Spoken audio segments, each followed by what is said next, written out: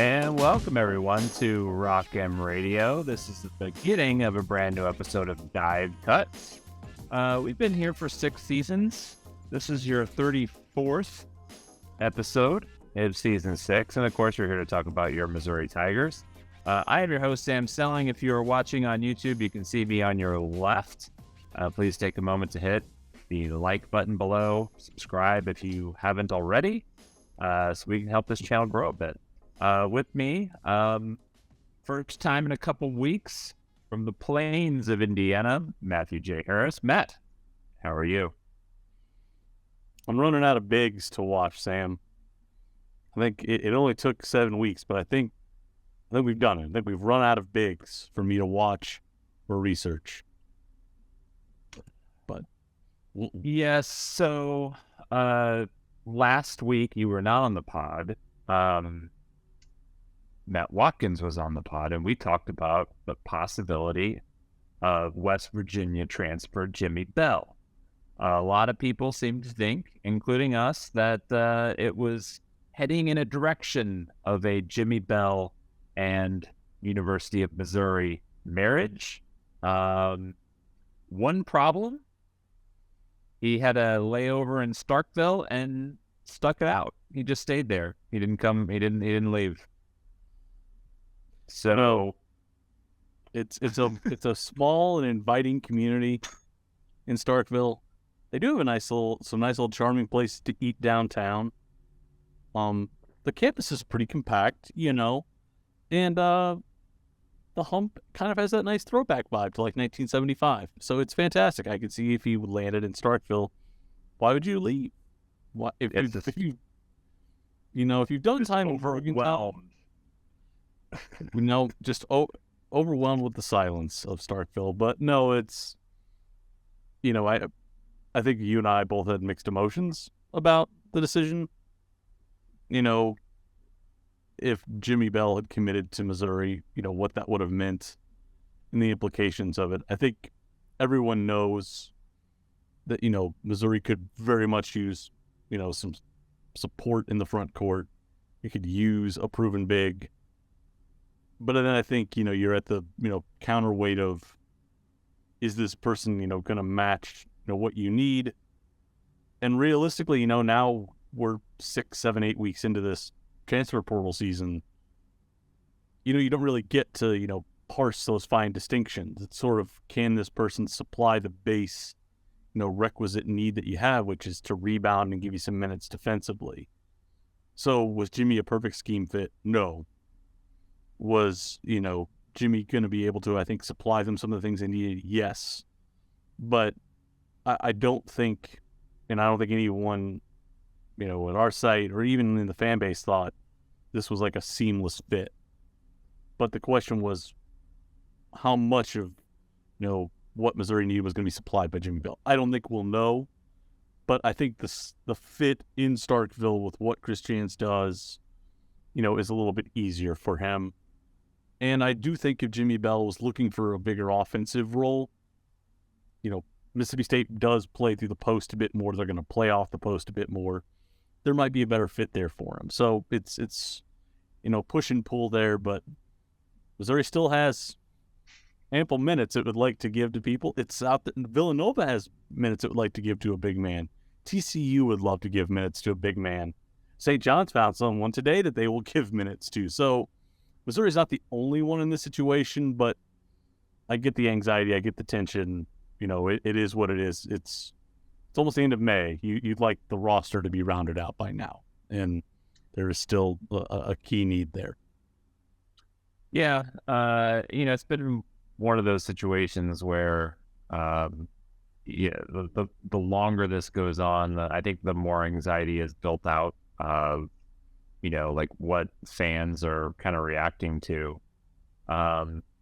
If Jimmy Bell rejects you at the end of March instead of the beginning of May, your reaction is going to be a lot different. The truth is, last week, the other Matt and I were discussing how it seemed like out of place that Bell and Missouri were sort of headed for this, this meetup and this connection, and even though it's just like, yeah, you recognize the need on the roster, and what sort of what Jimmy Bell provides. He's big, he rebounds, he can bang, but he doesn't provide Dennis Gates what Dennis Gates wants at that position.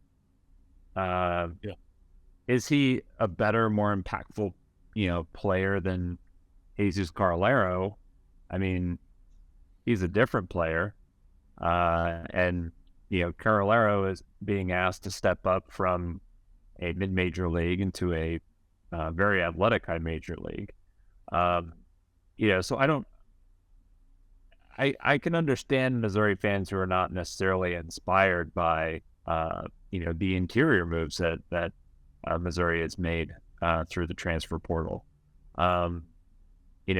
We've talked about it ad nauseum. They went hard after Caden Shedrick. Like, Shedrick was the guy that they wanted, the guy that we all thought was like the perfect fit, and didn't get him. And then the pivot has not been great. And again, and I do think that Carolero is a guy who can be serviceable in a limited role. But if he's your starting five next year, like, I'm not feeling too great about that position. Realistically, like, and again, like, this so much hinges on what Kobe Brown is going to do. I think, we sort of expect he's going to stay in the draft. We'll talk about that in a minute. But I feel great about this roster, like positions 1 through 4. Yeah, it's even if Kobe Brown stays in the draft, like, I look at 1 through 4, I'm like, man, like, this is a good roster. Yeah, they've done everything. I think the one thing I've been tempted to do is write like a piece that says, here's what they needed to do in the offseason. Step 1, they needed to get more guard depth. They've done that. They've got a diverse set of guards. Caleb Grill's more of a straight floor spacer. Tamar Bates can play a combo and slide to that, 2 and 3 spot. And then John Tonje can slide to the 3 and 4. And all of them can shoot. So you can mix and match. They can fit wherever they need to go.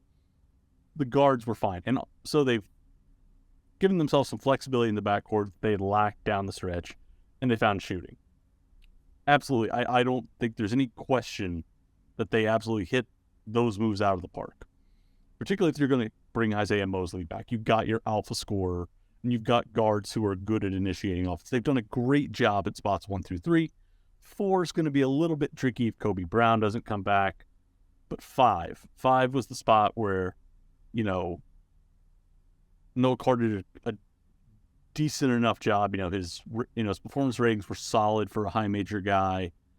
But the way Missouri defends and how they want to play in ball screens and what they're going to ask their bigs to do and just what they do scheme-wise, I have doubts that, Jesus Carolero can step up to that. There's just, I've watched him, Missouri cited how he played in high major games and his, performance there. I've watched those games. Was, his first slide's a little slow. You can beat him off the bounce. He's a guy who I think, you can, move on the interior a little bit. It's just, he's a guy that you got for offensive skill and facilitating. He's not a guy that I think you can bring in and, rely on him as maybe a defensive big. And that's just what it is. And, maybe Jesus will prove me wrong, but this was a move that felt more like a depth move that you put in behind a starting big. And they just haven't gotten that. They have not gotten it. And even if they had gotten Jimmy Bell, I think it would have been a stopgap move. So you could just say, okay, Jordan Butler is in nowhere doing the best they can, but we gotta throw some beef out there. And that would have been Jimmy. They don't have that. So I'm always preaching, patience and see what the roster looks like when it's done. Well, we're getting to the end of it now, so I think you can be a little bit harsher in the critiques of what's happened in the front court. They just haven't found what they've needed. And look, I'm not going to tell people that this pivot has been sort of awkward to watch for them since they brought Jimmy Bell as sort of their backup option in play. Just has not exactly been, one that's inspired a lot of confidence. They've got, I'm looking here. There have been about 25 plus guys who've committed since Caden Shedrick went off the board, and there are guys that could have helped them. And those options I don't think were fully explored. So they've got a couple weeks left. We'll see what they do, but I understand if people are feeling anxiety and want to start leveling some criticisms. I don't think, given where the calendar is and sort of what the construction looks like, that those are off base right now. Well, so when Zuby Ejiofor committed to St. John's today, he was the last guy, and I'm going to choose my words carefully here. He was the last guy that we had in our transfer tracker that has that there was public reporting on Missouri having contacted him. Ejiofor committed to St. John's, Bell committed to Mississippi State, Elijah Hutchins Everett, Austin P. transfer committed to Seton Hall, Jamarian Sharp ended up at Ole Miss, Caden Shedrick to Texas, Gramike to Gonzaga, Jesse Edwards to West Virginia, Khalil Ware, Indiana, Easton Mustafa to TCU, Micah Hedlogton went to Florida, Fardaz went to Cal, Eddie Lampkin to Colorado, Isaac Trout to Creighton, Peyton Sparks to Indiana, and then the last post that we have is Carolero to Missouri. Also a couple combo forwards, BJ Mack ended up at South Carolina, and Johnny O'Neill chose Santa Clara. It doesn't leave a whole lot of people out there. There are still a few names. You brought up a couple in your piece today. One of them was Ernest Uday, who is another Kansas transfer. Ejiofor was the first of two KU transfers that they lost once they added Hunter Dickinson. But it doesn't seem like Missouri is in the picture with Uday, at least so far. Yeah, nothing has been reported publicly, and we haven't, picked up anything that indicates that there's been contact or, even sort of like a reach out that's happened there. I mean, realistically, I said today that I said yesterday there were probably 10 to 15 names that, you could reasonably look at. Well, that has changed. From the time that I sent that, we saw that, I think Musa Cisse came off the board, Naheem McLeod, a guy who was kind of at the lower end of that spectrum, came off the board, and Ejiofor came off the board. Connor Vanover is, probably the next guy that's a mid-major transfer that you can look at. We remember well. Jeremiah Tillman abused him a little bit. Yeah, and people loved having Connor in space. So, the metrics looked really good playing for a good Oral Roberts team, but I saw Connor Vanover for 2 years in the SEC. So I understand if people are skeptical there. There are some guys maybe kind of in that weird hybrid funky 4 spot that you might want to look at, like a Jay Powell, but he's taking a visit to San Diego State. There's, a guy that, people have thrown out for a while, Vin Allen Lubin, a Notre Dame transfer, but there's, some, reporting that, he may be, on track to wind up at Vanderbilt. So really what you wind up with at this point are Uday, who they have not had reported contact with. There's Washington State transfer, former 4-star Adrame Diong, who went in last week. Low usage, low minutes, looks really great, has great physical tools, but, maybe a little bit longer development time there. And that's, really it at this point. There's, you could go even further into the hole and look at, Mikel Mitchell, who's probably a grad transfer from Arkansas. You could look at Mac Etienne, who was a really highly rated recruit, but Mikel Mitchell would be kind of fun just because we could have some Mitchell on Mitchell action. Yeah, there could be some next year, some sibling rivalry, literally on the borderline. Because Mikel is in the portal and Mackay is back. Mackay is returning to Arkansas. Yeah, I mean, those guys have been attached to the hip, their entire college career. So it was a little surprising to see one go in, not the other. Maybe they decided that, it was time to stop being conjoined. Yeah. So, but yeah, so, there's just not you're not running. I'm reading the spreadsheet here. You're just not seeing the kind of options that really jump off the page at you. Maybe the last one is Isaiah Miranda, a former top 50 prospect, but he didn't play at all after enrolling early at NC State. But he's exploring his draft stock, and I think there's some G League stuff happening. Some G League stuff potentially there. Yeah. So it's like realistically, if you're watching this and you're listening to it and we're sounding like we're struggling, it's because if there were, a plethora of options, we would have been taking them off by now. So it's we both do like, sort of like the high ceiling upside of a guy like Adrame. And I do think that you could get away with a lot with bringing on but I was also a guy that I really thought they should, look at Damian Collins. I know Collins isn't like the high skill guy that, you want necessarily, but he's really athletic. And if you watch him shoot the ball, like he's got the mechanics to be a decent shooter. He shoots the ball well from the free throw line. I think the tools are there for him to be better than he's been, but he's really kind of been stuck a little bit, behind, the National Player of the Year. At Kentucky, and so it's been hard for him to find minutes. And so much Kentucky's offense was based around Oscar Tshiebwe, and and so even getting Collins just spot minutes here and there was difficult.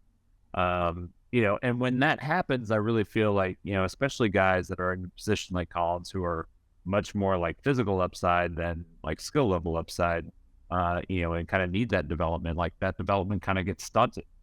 And I think my counter has been, you got your skilled big in Jordan Butler. You went and got that guy. Right. Now, you're gonna have to give him some minutes and get him in to the mix. And it's always tough introducing a freshman to the high major level, but you went and got your skilled big. That guy's there, and I understand how Missouri wants to play and what they want to do and, how much, they value skill. But to your point, you got that guy, and you've got Jesus Carolero, who can give you some time there. Noah Carter is a really hyper-skilled guy. Like, you've got plenty of skill that you can put in at the 5 spot. Get a dude that can grab rebounds, block shots, and can play in switch situations. I think that's the thing that, again, Dennis Gates has earned the benefit of the doubt after last season in terms of how he built the roster, but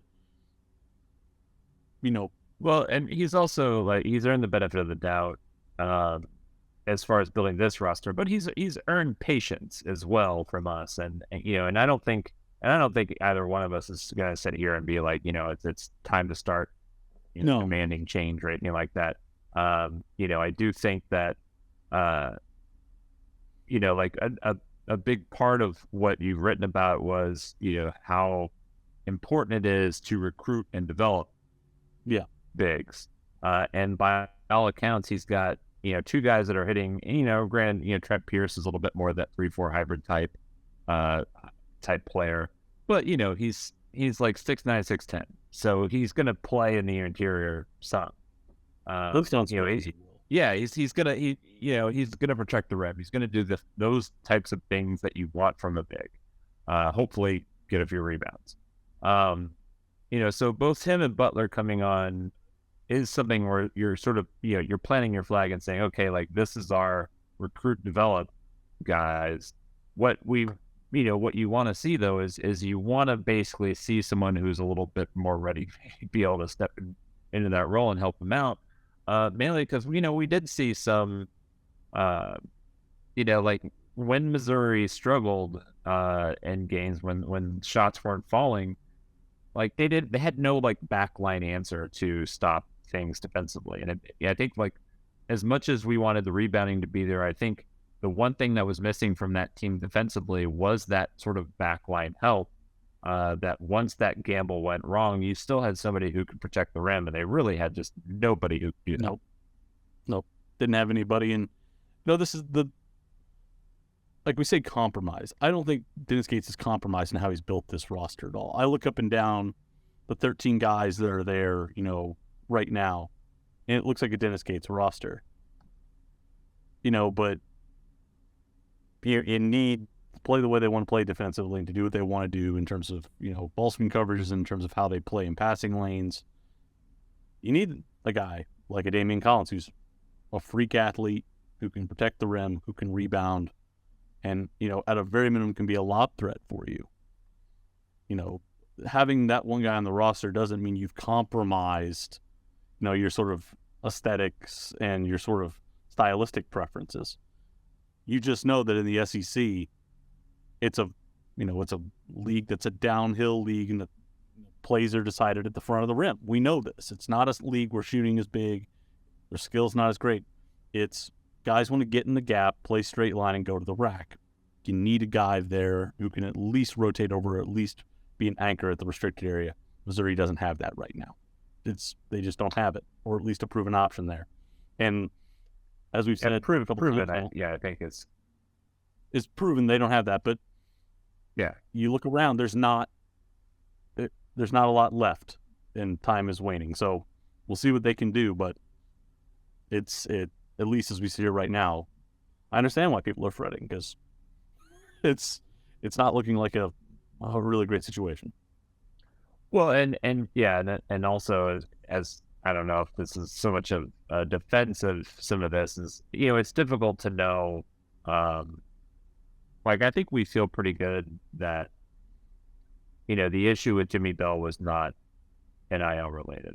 If Mississippi State was willing to give him more than what, rumors were sort of circulating that Missouri was offering, then by all means, Jimmy, get your money. But they by all means gave him a very, very solid offer. And I think that's been the sort of, again, a push and pull on our end is, we occasionally hear what numbers are, or, somebody like Shirley Donovan will say, I'm hearing it's a money issue for Missouri where it's breaking down. And if that's the case, so be it.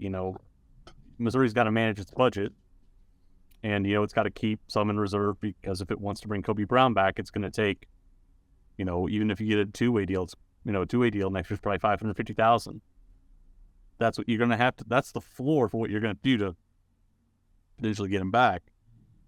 If bringing in Jimmy Bell compromises your ability in any way to bring back Kobe Brown, then I'm not paying for Jimmy Bell. But I do think, if you even want to go back to Caleb Love, Caleb Love loves to play inside ball screens and play in zoom action. What does Michigan run a lot of? Side ball screens and zoom actions. What their entire offense was based around last year. It's why Kobe Buffkin is going to go high in the draft potentially, because he looked really good in that setting. There's a lot of touches they have there.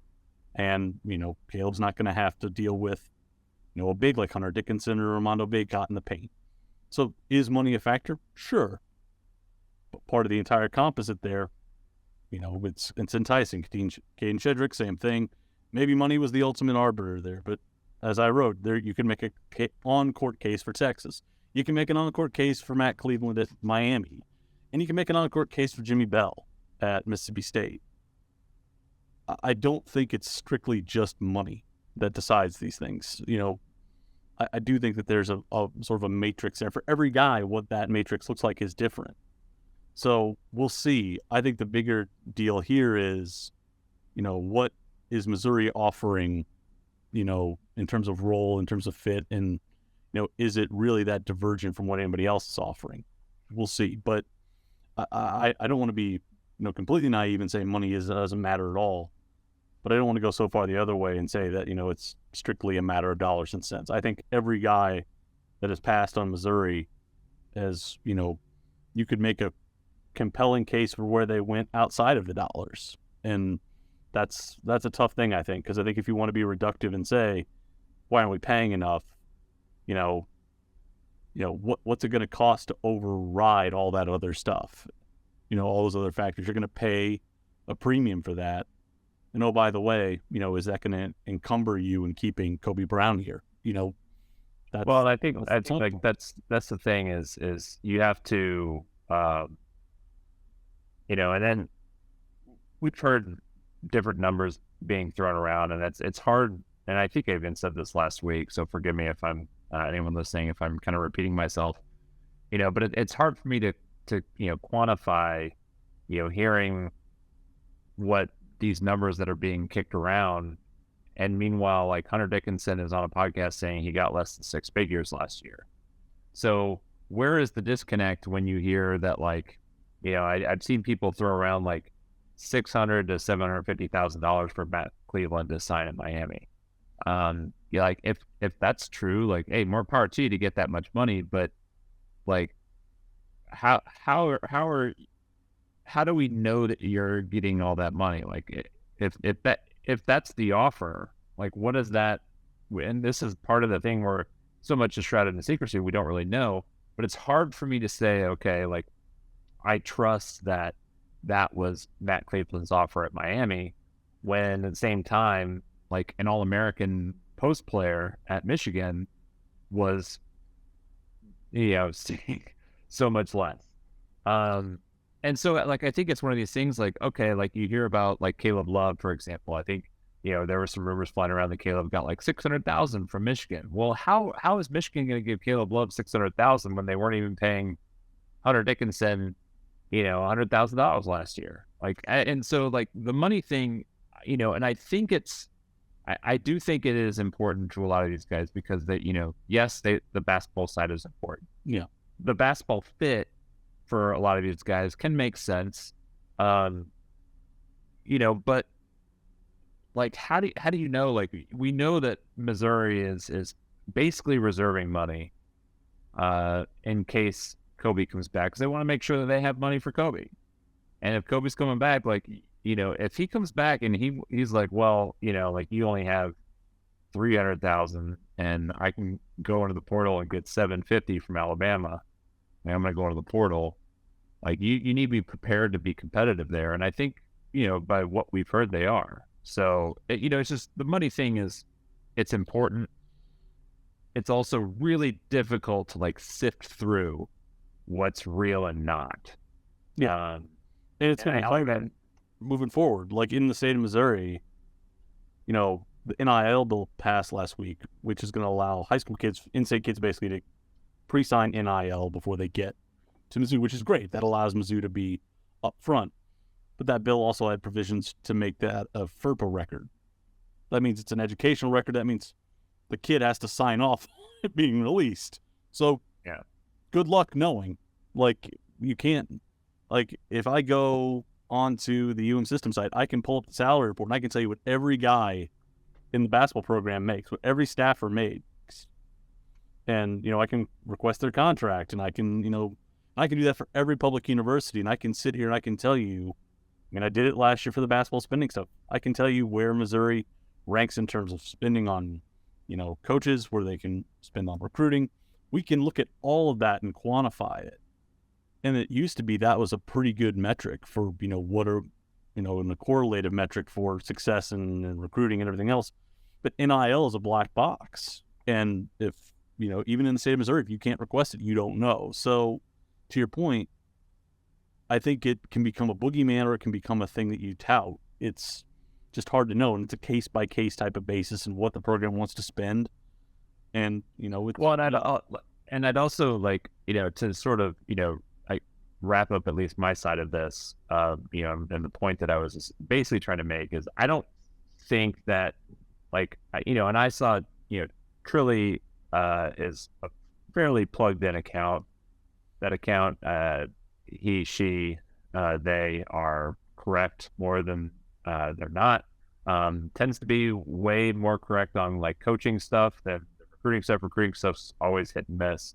But hinting that the issue at Missouri is money without understanding that, like, Missouri is not going to go in, and at the time that Caleb committed, they thought Kobe was coming back.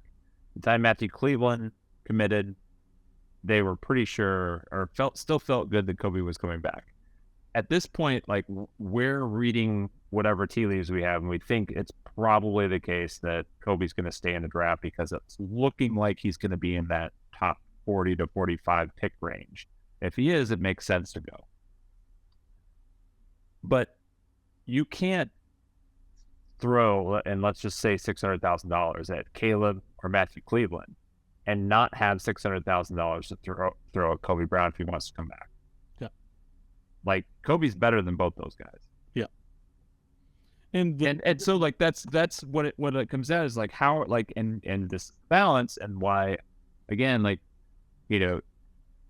yes, NIL was a part of the issue with Missouri maybe not landing some of these guys, but also Missouri is taking what they have and knowing that, or not maybe knowing, but planning on making sure that Kobe is a Tiger if he comes back and plays college.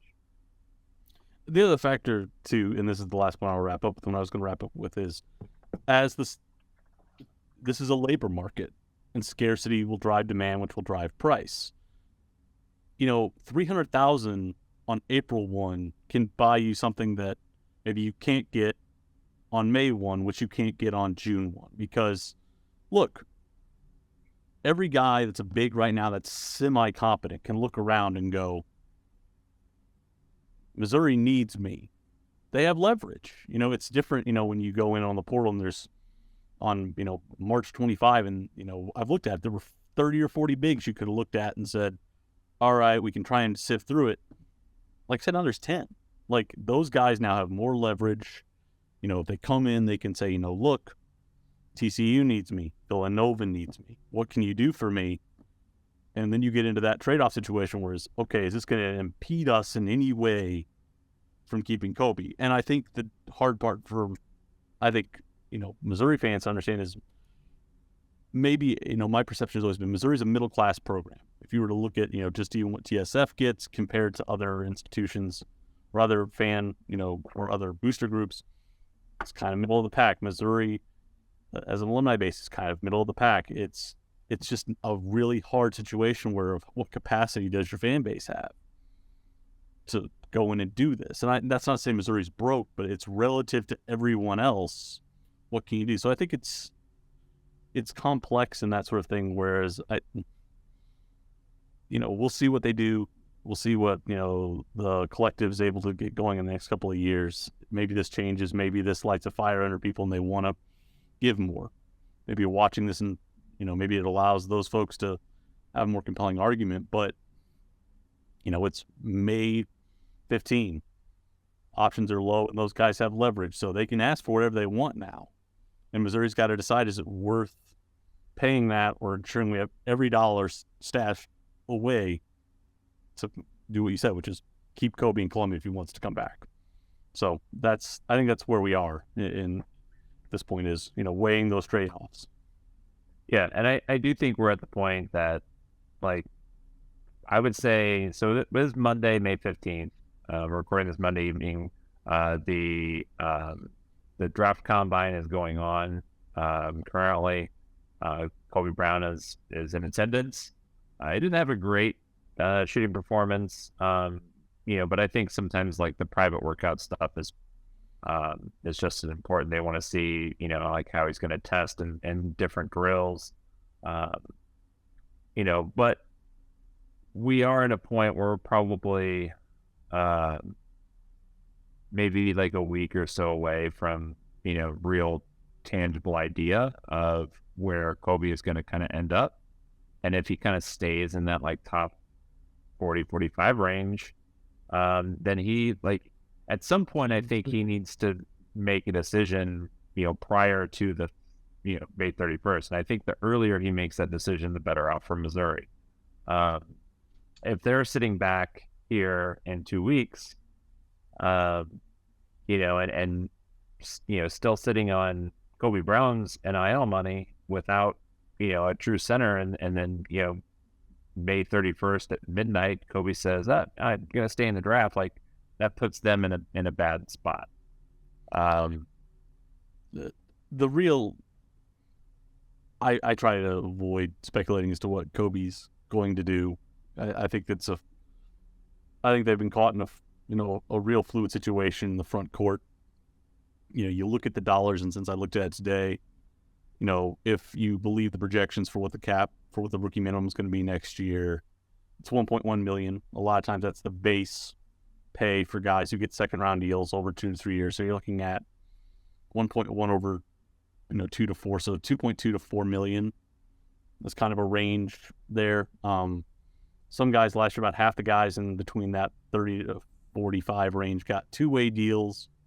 That pays half of the minimum salary, so that's looking at $550 there. But a couple of them had those converted to full deals, and some of them were making 4 to 7. So to me, the floor is a two-way deal potentially next year, like 5 to 600. So that's kind of where you are. The league minimum is probably 1 to 1.2 for that. So 600 to 1.2 annually is where you've got to live if you're Kobe. And to me, the question is, if you have a team that says, we're going to go in at 3 years guaranteed, and even go above the minimum, I think you got to go. That's 3.3 mil right there on the table. And even if you came back to Missouri and said, hey, what can you do? And I think this week will color it. If he has a really strong week at the combine, it's going to push him in. But if he does just enough to the point where he's sitting in that range, but it was kind of dicey in Chicago to say, I don't like this, I'm just going to stay in. Like, I feel like it would have to almost be a catastrophic week for him to want to really tank, or you have to show out really poorly in workouts. And they're, everything that I've read from people who really follow, the draft and sort of have only been moving him up over the last 2 months. He's only been moving up boards. We'll see what happens. Maybe something, drives him back in, but if he's in that 30 to 45 range, I think the math is going to get there, and the certainty that he'll have with the contract is one that I would think you have to stay. And this is just me talking. I think you would have to look at that and say, love MU, love what I did there, but the economics of this just don't do $2 to $3 million is $2 to $3 million. And even in the age of NIL, like, we aren't seeing that kind of money thrown around. At least guaranteed. And I think that's another thing with a lot of this is a lot of the NIL stuff, that tends to be like, oh, well, you could make up to, not, yeah, it's not guaranteed base salary. And I think that's going to be something to monitor moving forward, is what schools are able to guarantee money up front, can say we are liquid to this point, versus other schools that said you could get up to this amount. So maybe Missouri can say up to, but another school can say lock stock, you'll have $500K. We'll see, but I get why people are edgy, but there's a world, like you said, where 2 weeks from now, where they don't have a big and Kobe decides to stay in, and you bet on that roster construction model, and it just didn't hit. You did the work in the backcourt, but the front court is looking a little bit more hollow. So we'll see what they do, but I get the anxiety and I get the frustration folks are feeling right now. It's not going to be a fun 2 weeks to sort of to bide your time and wait. Yeah. So I mean, that's all I've got really on the Kobe front. If we want to move on, do you want to talk about 24s at all? Yeah, I think I said to you when it came on, I finally feel like the coaching staff where I could go look at 24 kids. We're coming off of, I think, the third kind of like EYBL period. There are three, basically every shoe circuit does 3 or 4 periods during live sessions. The first 2 are usually in April, and those are hard because they overlap. Like, staffs have to legitimately decide, are we going to host transfers, or are we going to send our guys out on the road, or are we going to designate a staffer to go out? This was the first one, I think, without, that was in May, but it was Mother's Day weekend, graduation weekend, so there weren't a lot of coaches out. But Missouri targets are having kind of a mixed bag. They've each kind of played well at different points this spring. I think, not a lot of people would be surprised to hear that John Ball still looks like a flexible rim defender, guy who can play in different ball screen coverages and can finish plays at the rim on lobs. He can still do that. We're still seeing, Anor Boateng, left Arkansas Hawks. He moved to the EYBL, had a really, really great weekend. Long, frame, really, really sturdy defender. First weekend out, averaged looking at 18, 6, and 1 on 52% effective shooting. He had a really nice debut last weekend. Marcus Allen has been pretty good. He's a guy at Missouri, and CY have been on for a while. He's got pretty solid numbers across the board. The 3-point shooting numbers aren't great there, but that's because they're shooting from the NBA 3-point line, almost 4 feet back from the high school line, so that leads to some issues. But one guy I really liked, and I was able to get through a game today, and that I've been able to see more tape of, like snippets and looking over his numbers, is Dallas Thomas. He's a guy, 6'9", Slim Thomas out of Little Rock Parkview, named Missouri into his top 5 or 6, I think. Top 5. Six. Top 6, yeah, top 6. All Tigers and 1 Razorback. Yep. Having a really nice spring, putting up 10 points, 3 boards, and basically an assist and a half in 32 minutes. That's how long UYBL games are. But he's doing that on only 17% usage. He's got a really nice assist-to-turnover ratio, and the BCI that we use, I apply to players here.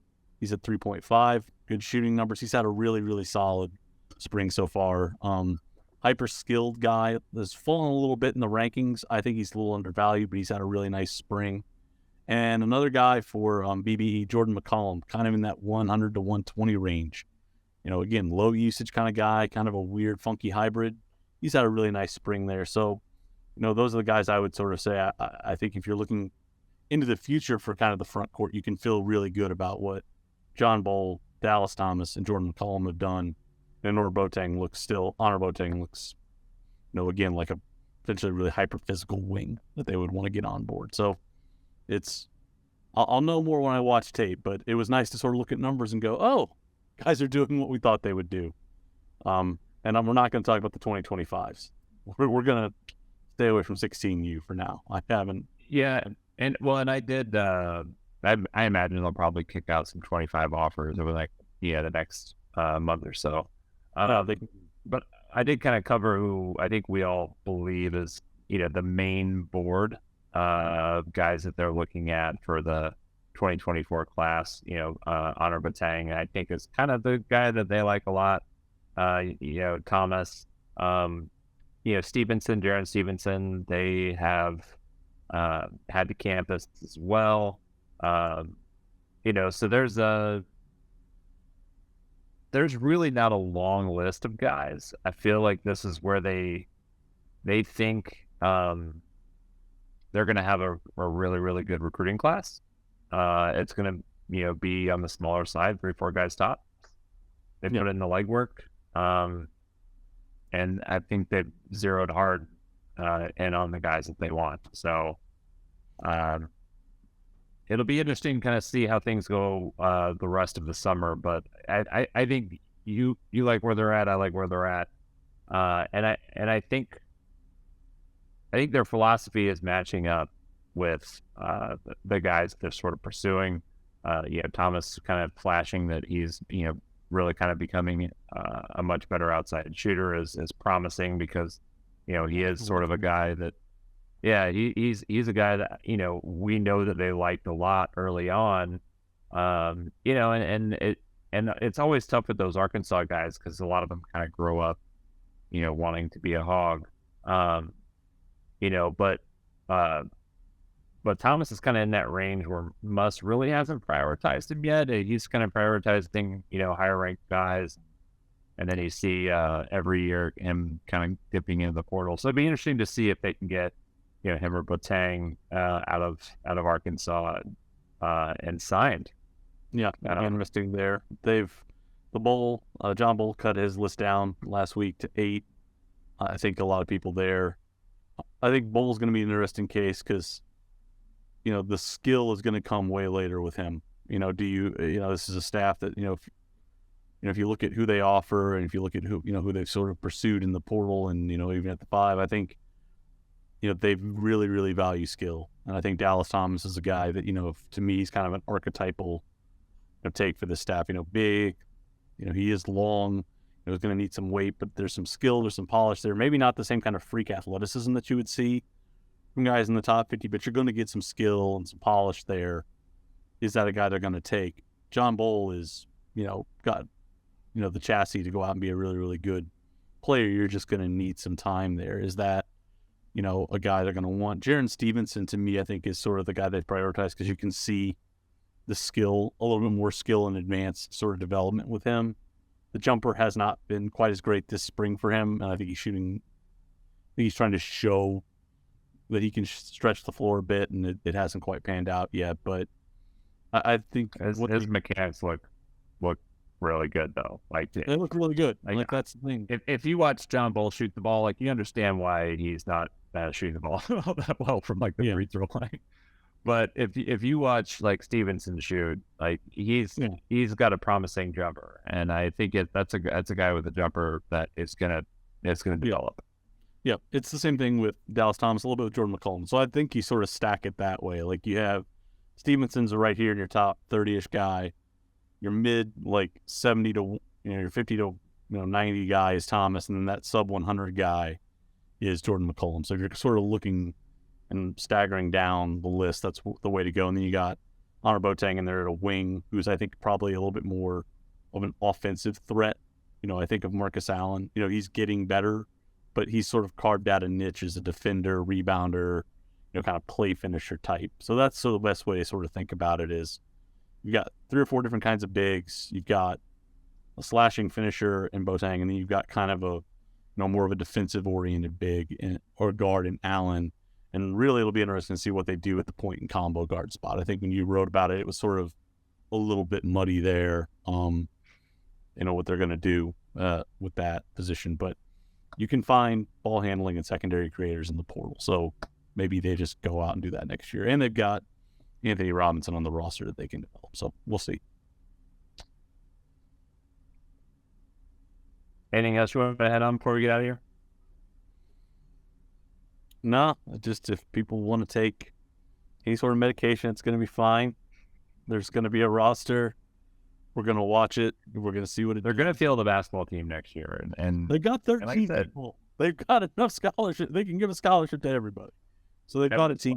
I'm happy 1 through 4. Did you see the tweet that was circulating? I think Aiden Shaw retweeted it, him like dunking on all kinds of poor guys at the gym.